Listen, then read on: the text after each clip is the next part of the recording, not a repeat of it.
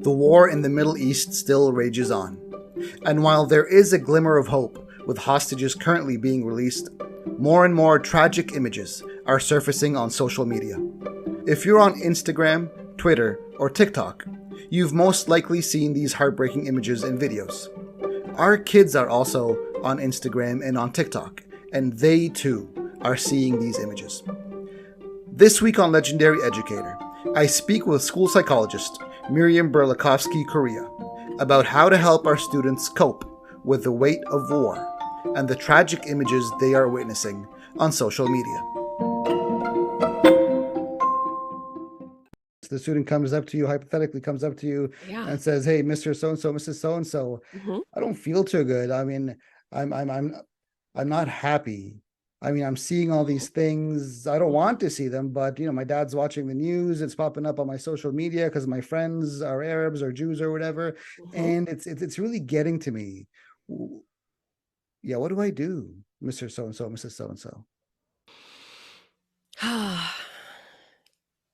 Well, if it feels right and you have time, you can have a one-on-one discussion. You can have a class-wide discussion, kind of like the one you laid out in one of your episodes. You can also, find a support provider, like a counselor.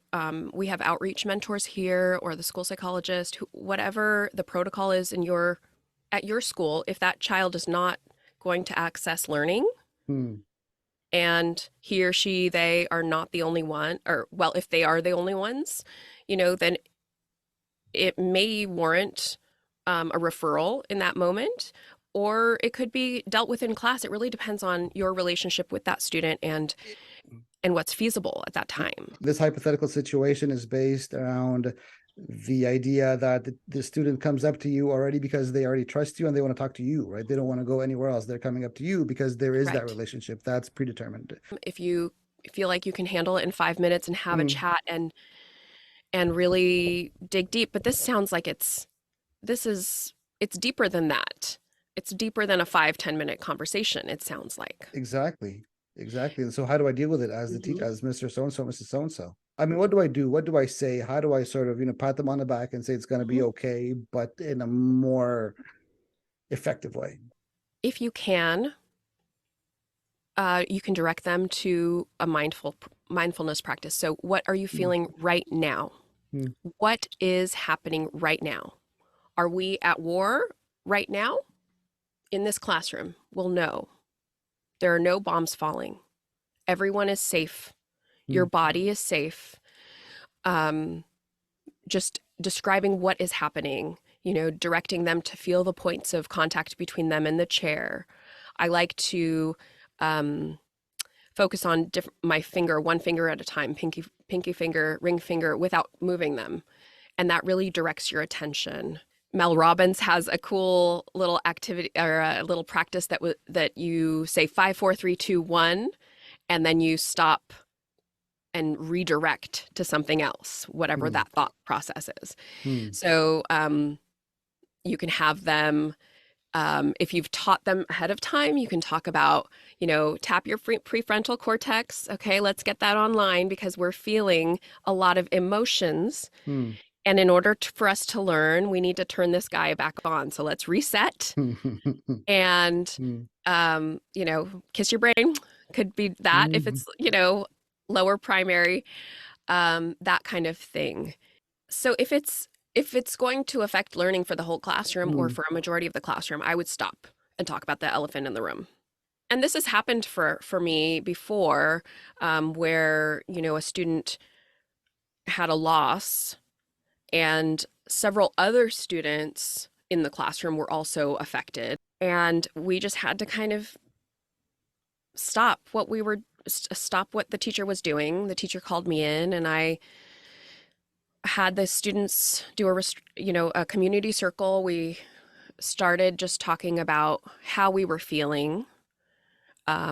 We had them break up in pairs and talk about something very specific and dear to their hearts first, and just in pairs, really listen and be able to reflect back. And then come back together and share about, in a certain format. So when this happens or happened, I feel, Hmm. and then because. And so an example might be when I heard that my cousin died, I felt devastated because I want my loved ones to be safe. Having students see each other and hear each other and thank each other for sharing, and show compassion, all of that makes them feel very safe and supported. And then there's a point where you can transition and find a resource. In the trauma community, they call it resourcing, finding something that makes you feel good. So it could be imagining yourself in your favorite place, imagining yourself in a field of grass, under the stars, in an ocean, in the mountains, wherever that that student feels safe, and you prompt them to feel into that area, that experience. So what do you smell? What do you see? What do you hear? Imagine the breeze coming through your hair. Imagine the sun on your skin, and really take them to that place. And that is their resource. That is how they can get out of that trauma response Hmm. at the end of it, because we want to end on a high note and be able to transition into learning. So, uh, having that resource for them at the end of a circle of sharing, that can be helpful. And it can be helpful for the teacher as well, because they need to transition back to teaching. And Okay. if I teach you, I would love to do this in my classroom, for example, but I don't Okay. even know where to start, right? If I'm a teacher who wants to do this, circles Mhm.